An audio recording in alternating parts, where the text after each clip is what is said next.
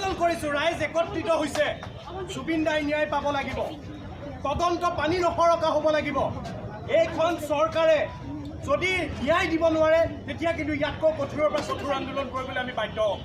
কি কাৰণে প্ৰতিবাদকাৰীসকলক তেওঁলোকে লাঠিচাৰ্জ কৰিছে, অত্যাচাৰ কৰিছে, কিন্তু সেইসকল ভণ্ড কালপ্ৰিটকেইটা কিয় কৰায়ত্ব কৰিব পৰা নাই?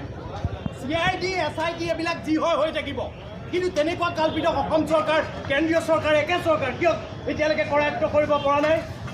অসমীয়া ৰাইজৰ ধৈৰ্যৰ সীমা আছে, ধৈৰ্যৰ সীমাৰ পৰীক্ষা নকৰিব। পেহু ফালি জুবিনদাৰ চিতাৰ জুই হৈছে, কিন্তু অন্তৰত জ্বলি থকা জুই তেতিয়ালৈকে নুনুমাই যেতিয়ালৈকে কালপ্ৰিট কৰায়ত্ব নহয়।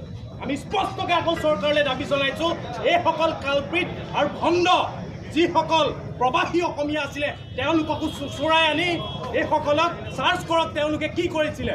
আৰু আমি দাবী জনাইছোঁ অতি শীঘ্ৰে এইসকল কালপ্ৰিটক কৰায়ত্ব কৰক, নহ'লে আমি ক্ষান্ত নহওঁ।